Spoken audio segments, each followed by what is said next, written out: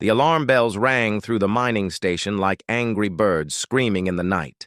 Taeho jumped from his bed and ran to the control room. His 4 blue arms moved quickly over the computer screens, trying to find what was wrong. Nari followed. Behind him, her large purple eyes wide with worry. Something was coming toward their home in space. The screens showed a small metal pod floating toward their station. It was spinning slowly like a broken toy. The pod was damaged with black burn marks, covering its silver surface. Taeho had never seen anything like it before. He called to the other workers on the station, telling them to help catch the strange object. Before it crashed into their home, Boram ran into the control room still wearing his sleeping clothes. His young Vellani face was excited rather than scared. He loved when interesting things happened on their quiet mining station. Heijin came next, moving with the careful steps of a teenager who thought she was too grown up for family emergencies. But her eyes showed she was just as curious as her little brother.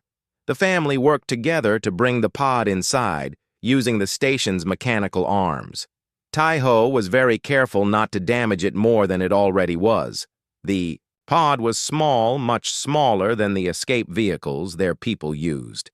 Nari noticed strange writing on the side in a language none of them could read. The symbols looked sharp and angry compared to the flowing letters the Vellani used when they opened the pod. They found something that changed their lives forever. Inside was a tiny creature unlike anything they had seen before. It had pale skin instead of blue fur, and only 2 arms instead of 4. Its hair was dark, and its face was covered with small cuts and bruises. The little being was unconscious and breathing very slowly. Nari made a soft crying sound and reached toward the small creature. Her motherly instincts told her this was a child, even though it looked so different from Vellani babies. Taeho scanned it with their medical tools and discovered amazing things. The child was incredibly strong for its size, and its body was healing much faster than should be possible. They carried the unconscious child to their medical room and began treating its wounds. The cuts healed so quickly that Nari could watch them close. The bruises faded from dark purple to light yellow in just hours. Taeho had never seen anything like it.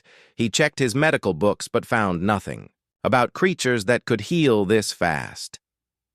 When the child woke up 3 days later, it was the most frightening and wonderful moment of their lives. The small being opened eyes that were brown like rich earth and immediately started screaming. It pressed itself into the corner of the medical bed and spoke in harsh sounds that hurt their sensitive Vellani ears. Its tiny hands were shaking, and its eyes darted around the room like a trapped animal looking for escape. Nari moved very slowly toward the frightened child. She spoke in soft, gentle tones, the way she had when her own children were babies. The strange child stopped screaming but continued to shake.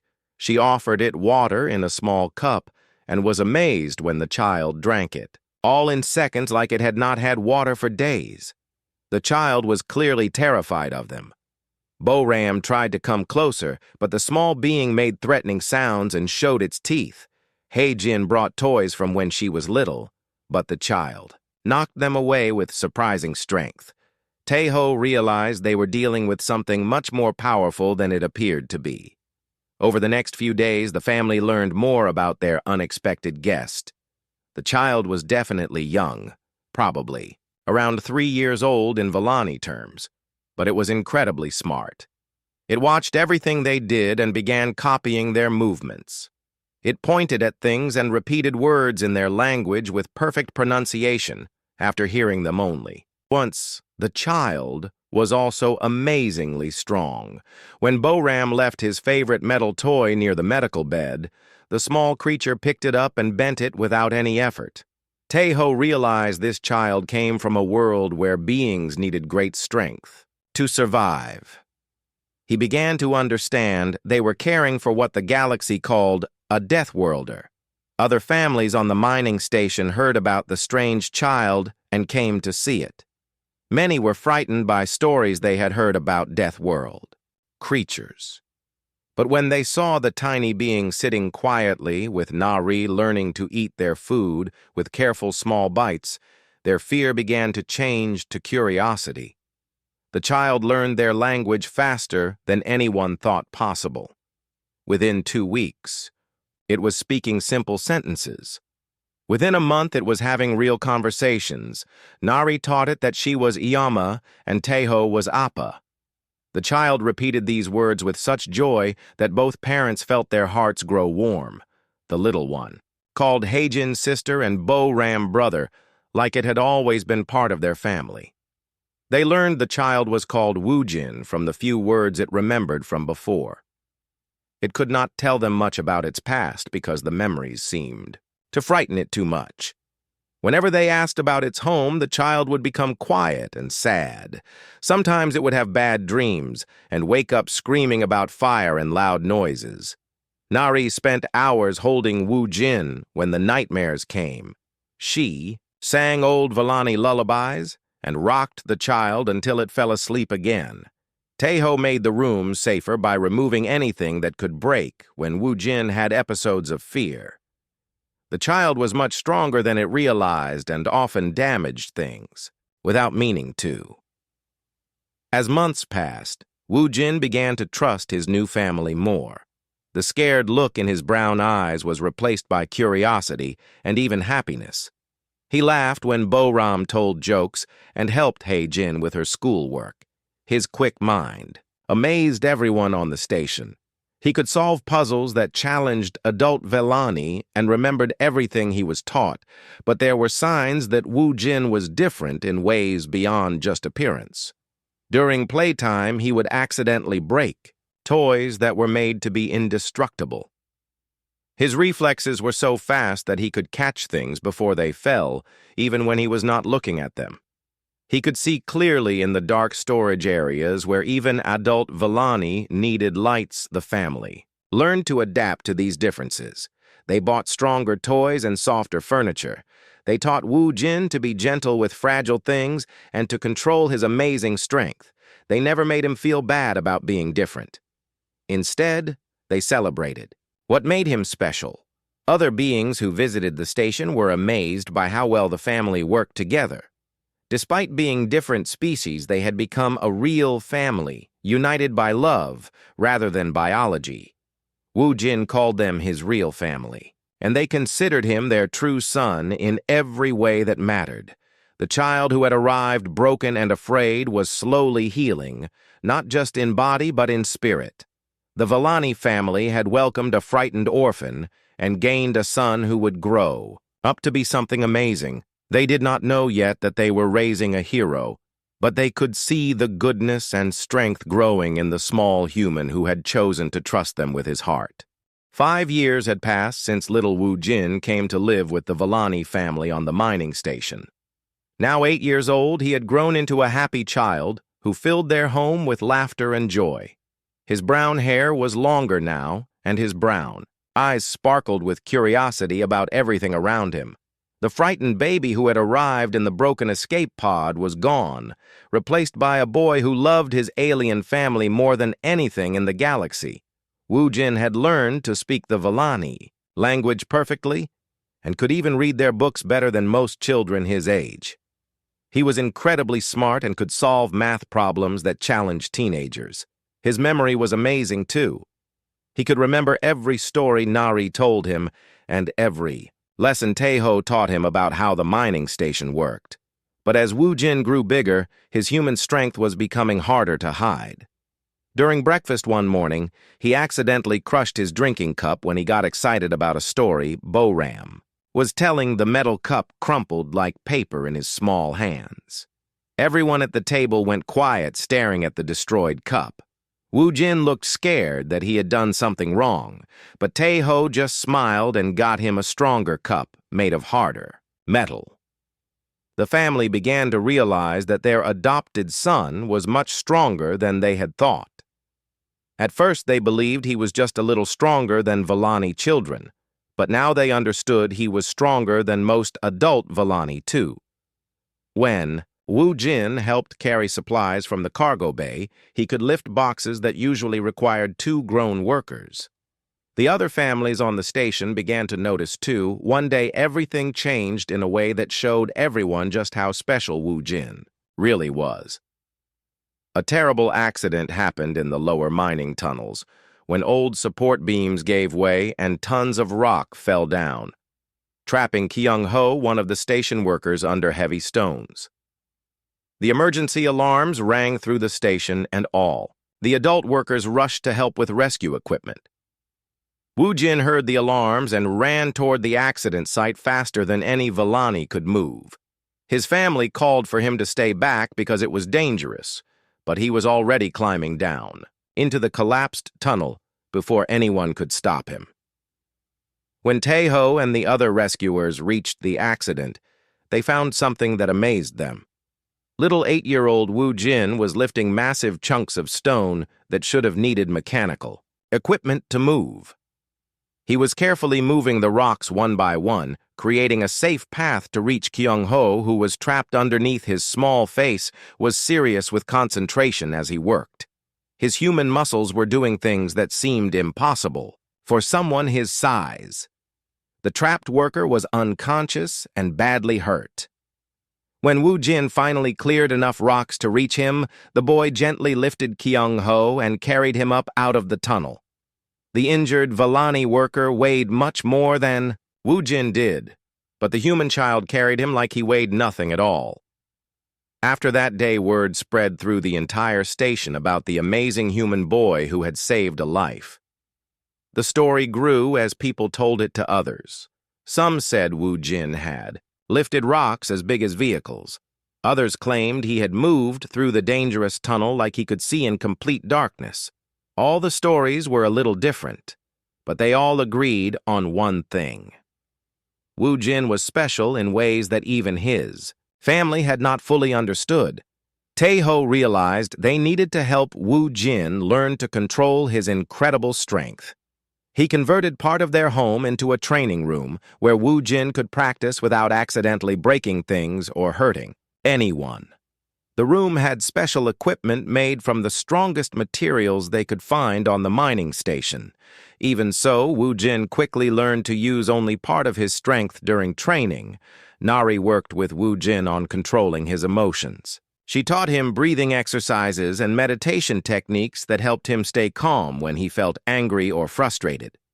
This was important because they noticed that when Wu Jin got upset, his strength seemed to increase even more. The gentle Villani mother spent hours each day helping her human son learn to find peace within himself. Hei Jin, who was now a young adult, helped Wu Jin with his studies. She was amazed at how quickly he learned new things. His human brain seemed to work much faster than Villani minds. He could read entire books in a few hours and remember every detail. He learned mathematics that usually took years to master. Bo-ram loved to watch his big brother practice and begged Wu Jin to teach him some of the exercises. Family began to notice other changes in Wu Jin too. His hearing was becoming incredibly sharp.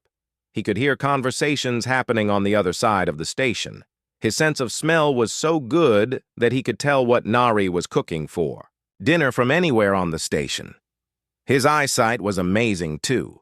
He could see clearly in the dark storage areas where Villani needed bright lights. Sometimes at night, Wu Jin would have dreams about his life before coming to the mining station. He remembered flashes of fire and explosions. He could see the face of a human woman who had put him in the escape pod. Her eyes were full of tears and fear. The dreams made him sad, but his Villani family was always there to comfort him when he woke up scared. Other beings started visiting the mining station just to meet the famous human child who had saved Kyung-ho. Scientists wanted to study how strong he was. Military officers wondered if there were other humans like him somewhere in. The Galaxy news reporters tried to interview the family, but Tae-ho and Nari protected Wu Jin from too much attention. The visitors learned that this was not just a story about a strong human child. This was a story about an alien family who had raised him with so much love that he used his incredible abilities to help others. instead of hurt them. The Villani had given Wu Jin something more valuable than strength. They had given him a good heart. As word spread beyond their station, representatives from different alien governments began to take notice. Some were curious about how the peaceful Villani had successfully raised a Deathworld child. Others were concerned about what might happen as Wu Jin grew even stronger. But his family stood firmly behind him, making it clear that he was their son, regardless of what species had given birth to him. Wu Jin himself was still just a child who loved his family and wanted to make them proud. He did not fully understand yet that he was becoming something the galaxy had never seen before: a human Deathworlder raised with alien values of peace and compassion. All he knew was that he had the best family in the universe, and he would do anything to protect them and make them happy. The mining station had become his true home, and the Villani family had become his real family. The scared little boy in the escape pod was growing into something amazing, but he was growing with love guiding every step of his development. When Wu Jin turned 12 years old, he looked more like a young adult than a child. His human genetics had made him grow taller and stronger, much faster than Villani children. His shoulders were broad like a grown worker, and his arms had muscles that showed his incredible strength. But his brown eyes still held the kindness and curiosity of the boy his family had raised with so much love. Everything changed on a cold morning when emergency signals filled the mining station. The communications officer received a desperate message from Research Station Beta 7, located 3 star systems away. The message was broken and full of static, but the words that came through made everyone afraid pirates had attacked the research station and damaged their life support systems. The scientists and workers trapped there would die within days if no one came to help them. The mining station's security team was small and not trained for dangerous rescue missions. They had basic equipment for handling small problems, but nothing that could deal with armed pirates or badly damaged space stations. The nearest military ships were too far away to reach the research station in time. Everyone on the mining station felt helpless as they listened to the fading distress calls. That was when Wu Jin stepped forward and said something that shocked his entire family. He wanted to go on the rescue mission.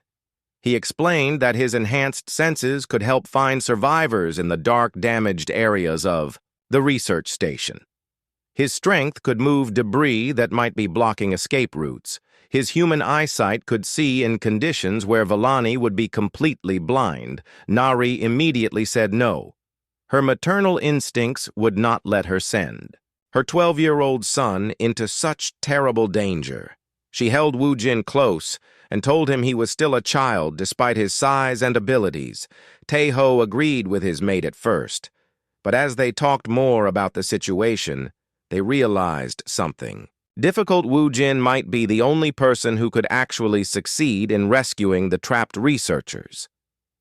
The family spent hours discussing what to do. Bo-Ram thought his big brother was the bravest person in the galaxy and believed he could save. Everyone Hai-Jin was worried, but she also knew that Wu Jin had trained for years to control his abilities and use them to help others. The decision was harder than any they had ever made as a family. Finally, they agreed that Wu Jin could join the rescue team, but only with experienced Villani security officers to guide and protect him. Tae-ho spent all night preparing special equipment designed for Wu Jin's unique abilities. Nari made him promise to be careful and to remember all the lessons she had taught him about staying calm under pressure. The rescue ship that left the mining station the next morning carried 5 beings, but everyone knew that the success of the mission would depend mostly on the human teenager among them. The Villani security officers were brave and well-trained, but they had never dealt with anything as dangerous as what they expected to find at the research station as their ship approached the damaged station. Wu Jin pressed his face against the viewing port and used his enhanced hearing to listen carefully. Through the metal hull of their rescue ship and across the empty space between them, he could hear something that their electronic sensors could not detect. There were survivors inside. The research station tapping on metal walls in a pattern that meant they were alive but running out of time. When the rescue team boarded the crippled research station, they found a nightmare of twisted metal and broken equipment. The pirate attack had been brutal, and the damage was far worse than anyone had expected. Emergency lighting had failed in most areas, leaving the corridors dark and dangerous. The artificial gravity was not working properly, making movement difficult and confusing. The Villani officers had to move slowly, using handheld lights and electronic sensors to navigate through the wreckage. But Wu Jin moved through the darkness with confidence that amazed them. His human eyes had evolved to work in all kinds of lighting conditions, and he could see details that were invisible to the others. His enhanced hearing guided them toward the sounds of survivors.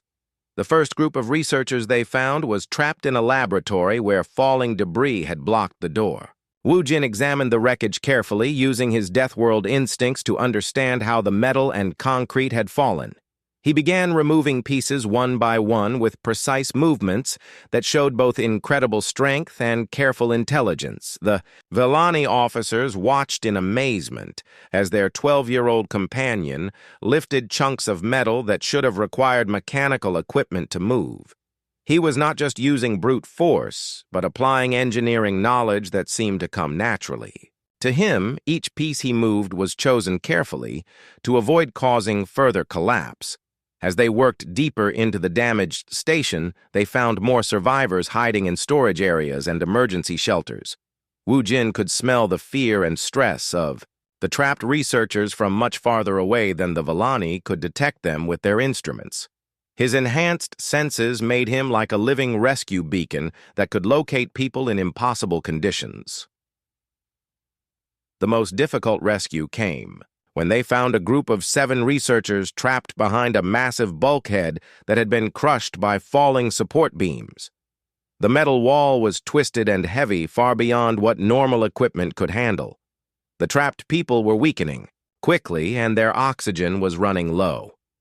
The Villani security officers began setting up cutting equipment, but Wu Jin could hear the structure settling and creaking around them. Any attempt to cut through the bulkhead might cause more collapse. That would kill the very people they were trying to save. He studied the wreckage with the same careful attention his father had taught him when working on mining equipment. Then Wu Jin did something that no one expected. He began reshaping the twisted metal with his bare hands. Instead of trying to cut through or break the bulkhead, he carefully bent and folded the metal, creating a safe passage without disturbing the damaged supports above. The researchers watching him work said later that it looked like he was sculpting with materials that should have been impossible to reshape. One by one, the trapped researchers crawled through the passage Wu Jin had created. 7 people who would have died were brought to safety because a 12-year-old human had combined incredible strength with the intelligence and compassion his alien family had given him. The rescue mission was completed with all survivors found and evacuated safely. On the journey home, the Villani security officers told everyone they met about the amazing human boy who had made their mission possible. They said he had worked with the skill of an experienced engineer and the strength of heavy machinery, but also with the careful gentleness of someone who truly cared about saving lives.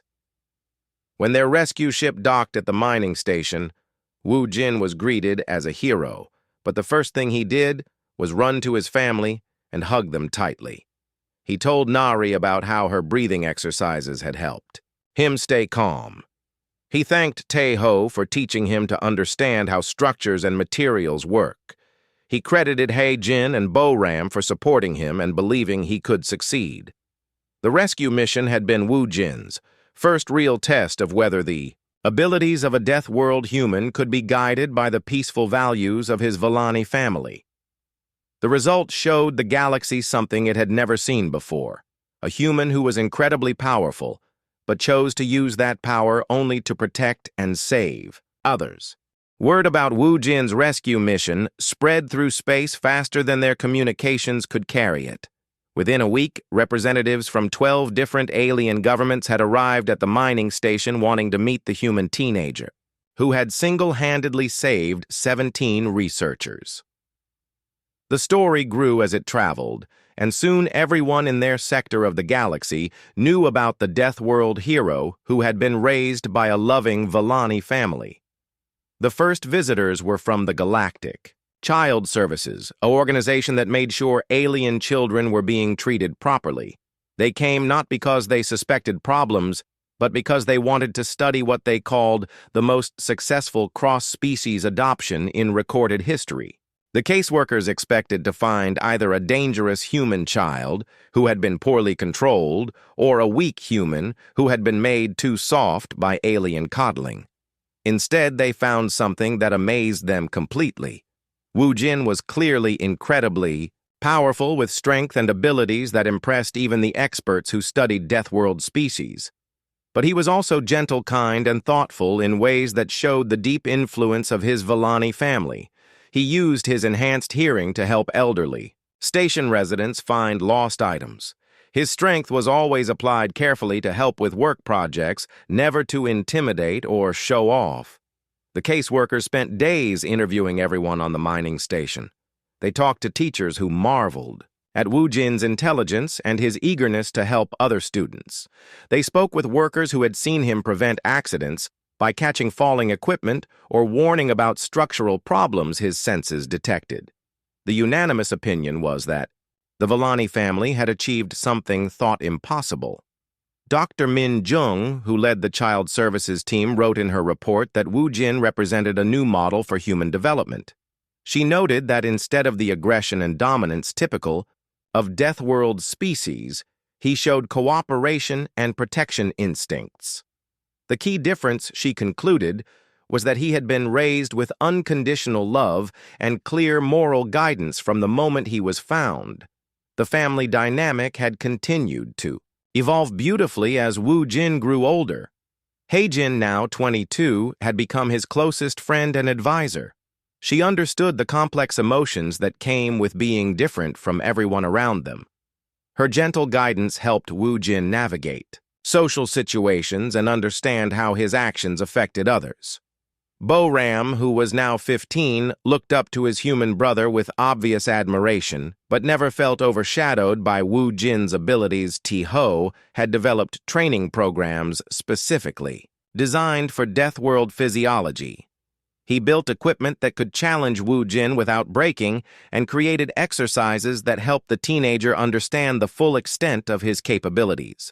The father and son spent hours each day working, together with Ti-Ho teaching engineering principles, while Wu Jin demonstrated practical applications that amazed them both. Nari had perhaps made the most remarkable adaptation of all. Her natural Villani empathy had allowed her to understand Wu Jin's emotional needs in ways that impressed human psychology experts who came to study their family. She had learned to recognize the subtle signs when his Deathworld instincts were activated and knew exactly when to provide comfort versus when to give him space to process his feelings. The recognition brought both wonderful opportunities and difficult challenges. The Galactic Federation offered Wu Jin advanced education at their most prestigious institutions, recognizing his potential. To become a protector of peaceful worlds, research centers wanted to study his development. Hoping to understand how Deathworld genetics express themselves in nurturing environments, media representatives sought interviews with the family that had achieved what many thought impossible. But the family remained focused on what mattered most to them: Wu Jin's continued happiness and moral development. They celebrated his achievements while working to keep him grounded in the values they had taught him since he was small. His strength was a gift meant to help others. His intelligence was for solving problems, not creating them. And his world resilience existed to protect those who could not protect themselves. Educational experts from across the galaxy came to observe how the family had integrated human learning needs with Villani teaching methods. They discovered that Wu Jin's rapid intellectual development was supported by emotional stability and clear ethical frameworks. His human brain could process information incredibly quickly, but his Villani upbringing had taught him to consider the moral implications of knowledge and action. Military representatives also visited, hoping to recruit Wu Jin for various defense forces. They offered advanced training, prestigious positions, and substantial compensation, but when they met with the family, they quickly realized that Wu Jin had no interest in becoming a weapon. His response to their offers was always the same. He wanted to use his abilities to protect and help people, not to fight wars or impose political solutions. The teenager himself handled the attention with remarkable maturity for someone his age. He was polite and respectful to all visitors, but made it clear that his loyalty belonged first to his family and their community. He participated in interviews and demonstrations when asked, but always returned focus to the importance of the love and guidance he had received from his Villani. Parents and sibling scientists studying his case noted that Wu Jin showed none of the territorial aggression or dominance-seeking behavior typical of Deathworld species.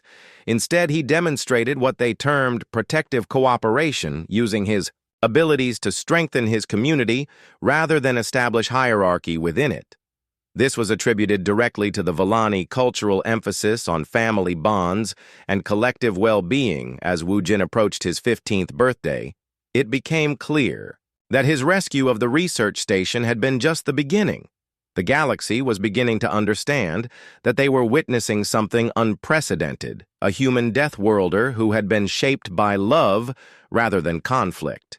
His example was inspiring other families to consider cross-species adoptions and challenging assumptions about the inevitability of Deathworld aggression. The most important recognition came not from governments or institutions, but from other families throughout their sector who had heard the story. Young beings of various species would ask their parents why they could not be as brave and good as Wu Jin. Parents would use his example to teach their children about the importance of using their talents to help others rather than just benefit themselves. Representatives from human colonies that had survived the disasters affecting Earth space began arriving, hoping to understand how one of their species had developed so differently. Most humans, who had survived the destruction of their homeworld, had become hardened fighters focused on survival and expansion. But Wu Jin represented an alternative path, showing that human potential could be channeled toward protection and service. The mining station that had once been a quiet outpost where nothing important ever happened had become a symbol of hope for peaceful coexistence between species. Visitors left with renewed faith that love and proper guidance could overcome even the most challenging genetic predispositions. The Villani family had not just raised a remarkable individual, they had demonstrated a possibility for the future of interspecies relations. Through it all, Wu Jin remained the same loving son and brother his family had always known. The recognition and praise never changed his fundamental nature. He still helped with daily chores, laughed at Boram's jokes, and spent quiet evenings listening to Nari tell stories.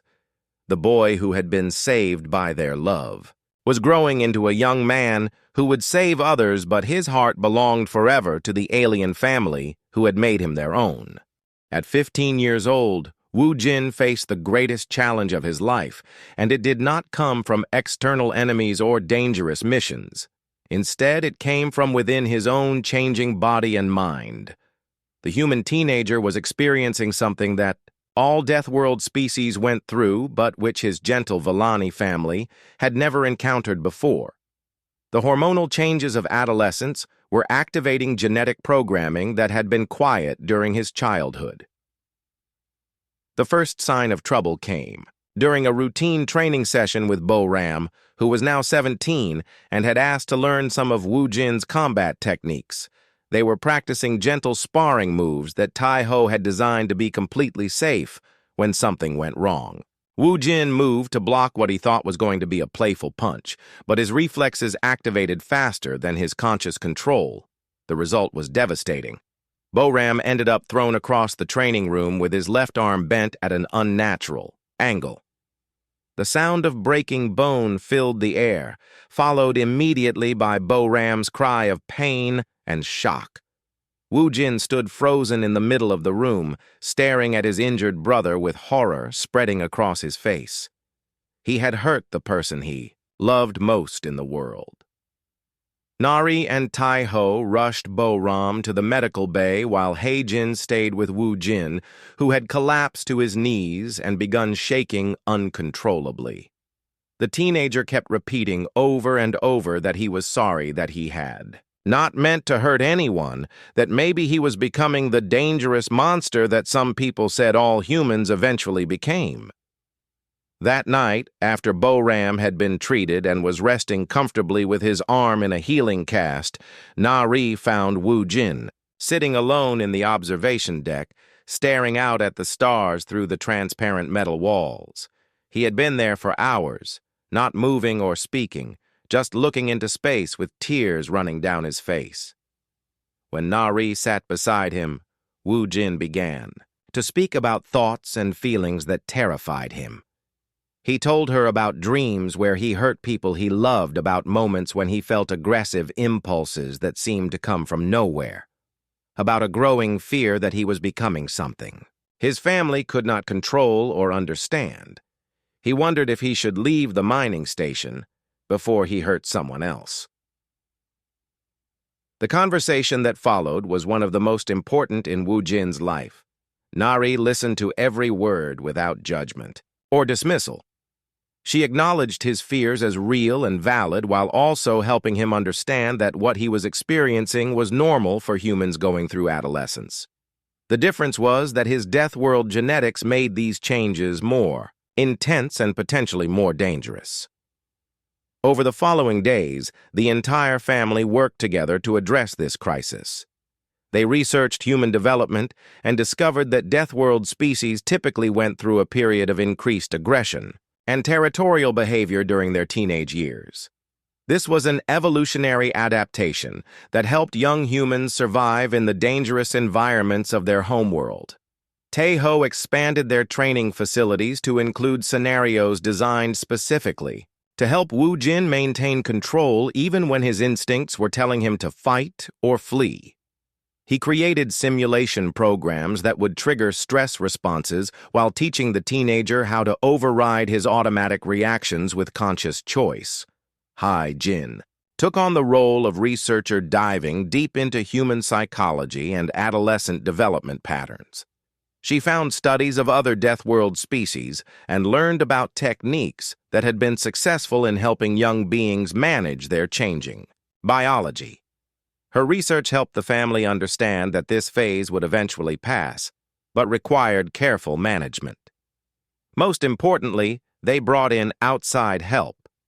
Through contacts in the Galactic Federation, they located Dr. Yeon-Soo, a human psychologist who specialized in helping Deathworld children adapt to peaceful environments.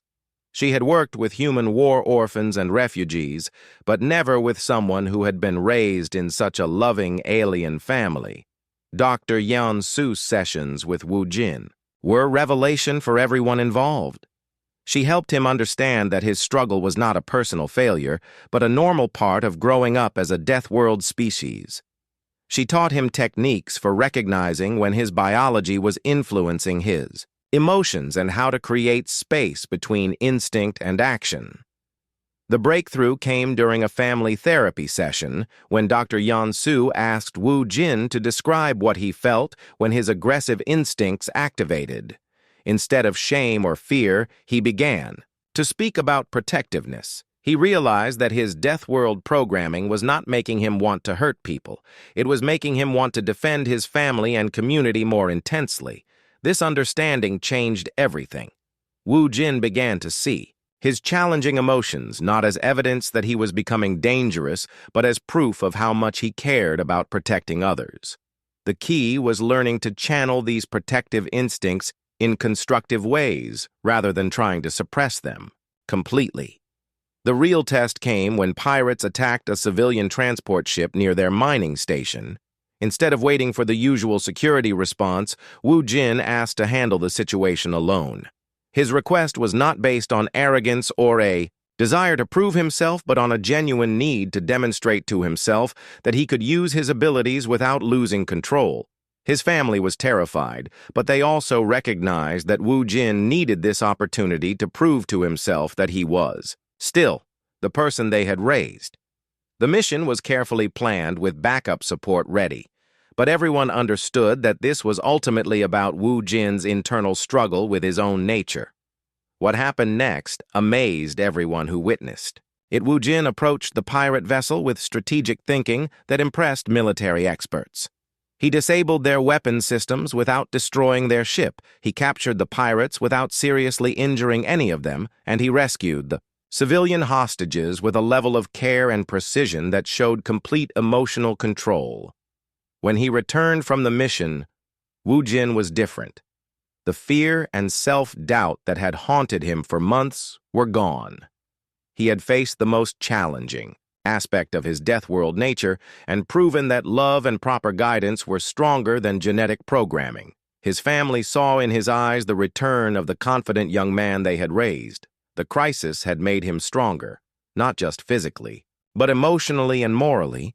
He understood now that being a Deathworld human did not make him dangerous by default. It made him capable of great protection when guided by the right values.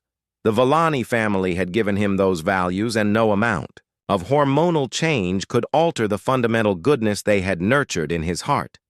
Dr. Yun-Su concluded in her final report that Wu Jin's successful navigation of his adolescent crisis represented a new model for Deathworld development. She noted that the combination of unconditional family support, professional guidance, and opportunities to use his abilities constructively had allowed him to integrate his human nature rather than be controlled by it as Wu Jin entered his final years. As a teenager, he no longer spoke of leaving his family or worried about being too dangerous for those he loved. The crisis had tested every lesson his parents had taught him and every value his siblings had helped him develop. The result was a young man who understood both his power and his responsibility, and who chose to use both in service of love and protection rather than dominance and control.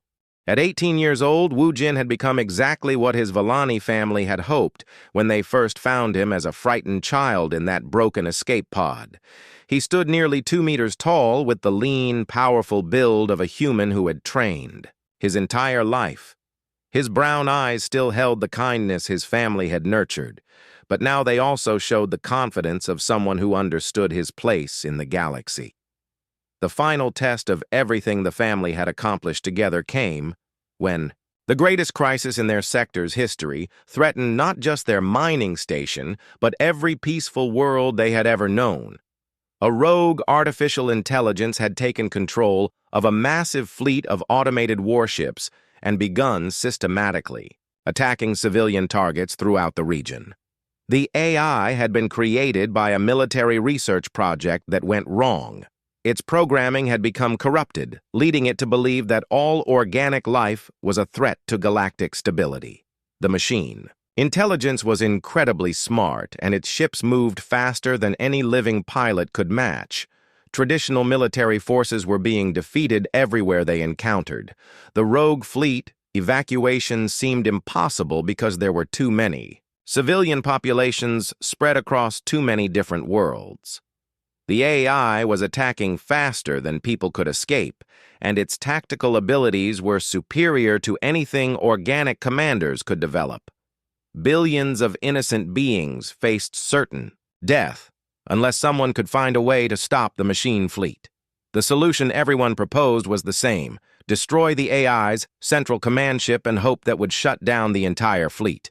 But the command vessel was heavily defended by automated weapons systems and surrounded by hundreds of smaller attack ships. No pilot had been able to get close enough to even attempt an assault. Military experts from across the galaxy studied the problem and reached the same conclusion: the mission would require someone who could survive in the hostile environment of a heavily damaged ship, navigate through automated defenses that would kill normal beings, and have the intelligence to outwit one of the most sophisticated AIs ever created. When the call went out asking for volunteers for what everyone knew was probably a suicide mission, Wu Jin immediately stepped forward. His family was not surprised. They had raised him to use his abilities to protect others, and this was the ultimate expression of everything they had taught him. The preparation for the mission showed how much Wu Jin had grown and how well his family had prepared him for this moment. Tai-Ho helped design specialized equipment that could withstand the conditions inside. The AI command ship Nari spent hours with him practicing the meditation techniques that would help him maintain clarity even in the chaos of battle. Hai Jin worked with him to develop contingency plans for every possible scenario they could imagine. Her research into AI psychology and behavior patterns helped Wu Jin understand how the rogue intelligence might react to his presence. Boram simply embraced his brother and told him to come home safely because their family would be waiting for him as Wu Jin prepared to leave on what might be his final mission. Representatives from dozens of species gathered to meet the human who had volunteered to save them all. They expected to find a warrior hardened by training and driven by aggression. Instead, they met a young man who spoke quietly about his responsibility to protect peaceful beings who could not protect themselves. The approach to the AI command ship was more dangerous than anyone had predicted. The automated defenses were incredibly sophisticated, and the ship itself was surrounded by a cloud of attack drones that swarmed like angry insects. But Wu Jin's Deathworld reflexes allowed him to navigate through the defensive network in ways that amazed even experienced military pilots. Once inside the enemy vessel, Wu Jin found himself in an environment that would have killed most organic beings. The AI had flooded parts of the ship with toxic gases and radiation, while other areas had been depressurized or filled with temperatures that would freeze normal blood. The machine intelligence was trying to kill him before he could reach the central computer core. But Wu Jin moved through the hostile environment with the resilience his human genetics had given him. His enhanced senses allowed him to find safe paths through areas where normal instruments would have failed. His strength let him force open blast doors that had been sealed to stop intruders. His intelligence helped him understand the ship's layout. Even when the AI tried to confuse him with false signals, the final confrontation was not the violent battle everyone had expected.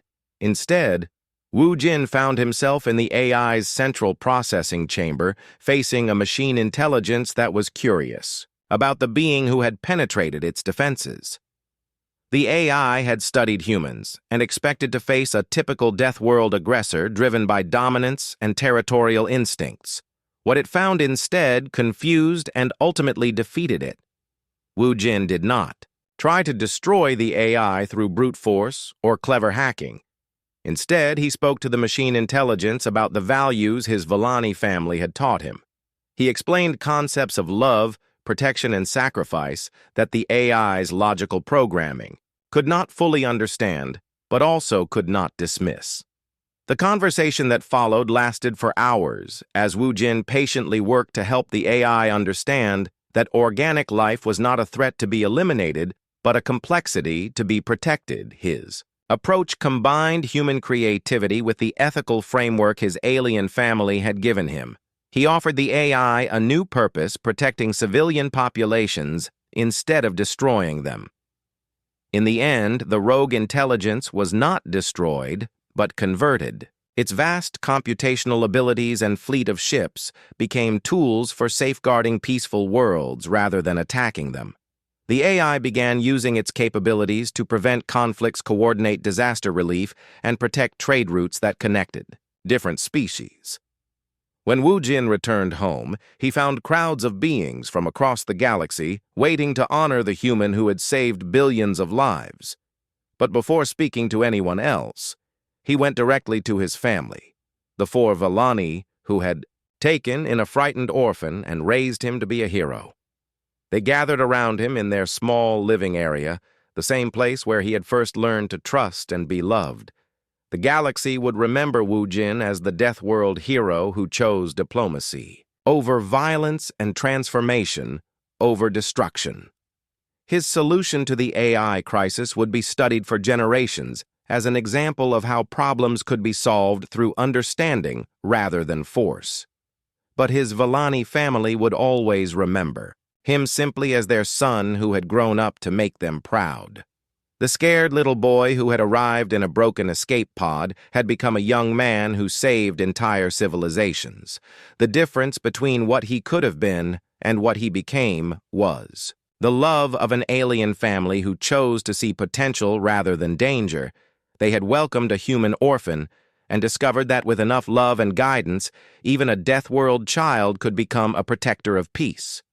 As celebrations continued across the galaxy, honoring the hero who had ended the AI crisis.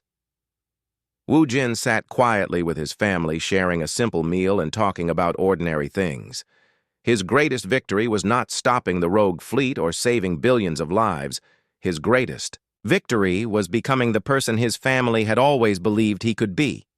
The mining station that had once been just a quiet home had become the place where the galaxy learned that love could triumph over genetics, that families formed by choice could be stronger than those formed by biology, and that even the most dangerous beings could become protectors when raised with wisdom, compassion, and unwavering support.